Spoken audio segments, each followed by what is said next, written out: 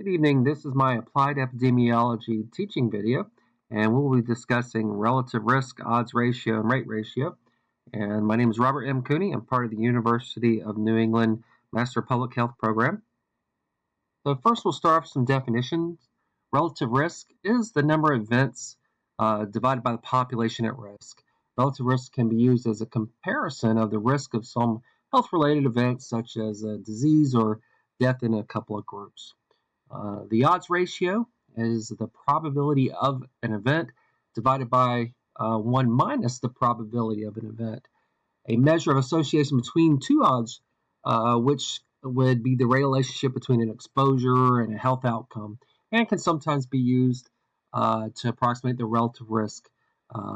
This is not always the case, but sometimes with the odds ratio, if the disease is rare, then this can be used. The rate equals the number of events divided by the population at risk per unit person time. So this is good when we're comparing to see if things are higher or lower or more than other populations. And of course, the rate ratio is a comparison of two groups in terms of incident rates, person time rates, or mortality rates, whatever you're looking at, you're comparing. So the data we're going to look at is actually fictional data. It's from two cities, Lannis and Camelot. We're going to be looking at stomach cancer cases, positive and negative, in adult males. This is over a 2-year time frame, and some key variables that are involved with stomach cancer. What they're looking at to see if there's an association is heavy drinking and non-heavy drinking. So this is the initial data when you start to look at it. It's heavy drinking with stomach cancer. You can see here at the positives would be whether you do heavy drink. There was 18 cases in Atlantis. And to compare with Camelot, there was 250. When you look at heavy drinking, not heavy drinking, but still having the cancer, there was 2 cases in Atlantis and 120. So there's some sort of definitely increase in Camelot for stomach cancers. Whether that's related to drinking or not, we'll have to look further into the data. And so when you do that, you can see here the risk of cancer among heavy drinkers is definitely higher at Camelot. You can see 0.5 versus Atlantis at 0.036. The risk of cancers, same type. You can look at 0.2 in Camelot and 0.004 for non-heavy drinkers. And so you can see there is definitely that increase for the risk of cancer, stomach cancers at Camelot. The odds, and if you look at this, would be even higher there. 1.0 over Camelot versus Atlantis is 0.037.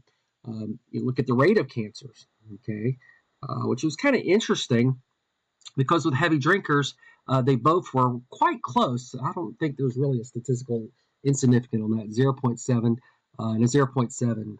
So you can see not much until you get to that 10th place there, negative 10th place.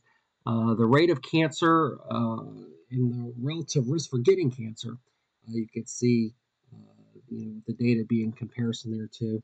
And then going into the last for the ratio for getting cancer among heavy drinkers compared to non-heavy drinkers, you can see here that you did have a higher rate on the Atlantis part of that.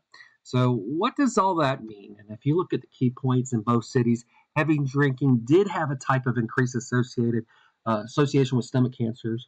When you compare both the cities' statistical data, Camelot had a much greater prevalence showing statistical significance associated with heavy drinking related to stomach cancers than Atlantis. And there is some, like I said, it's a interesting comparison because Camelot did have many, many, many more cases, and I think that it would have been nice to look at definitely more variables to see if there is other kinds of association causing that increase in the data.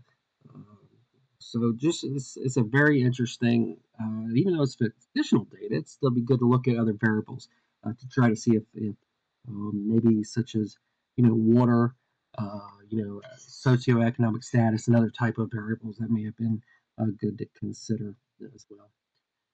So thank you for watching. We have come to the conclusion of that, and it would be Definitely my pleasure for being able to take this time out and share this with you. So thank you.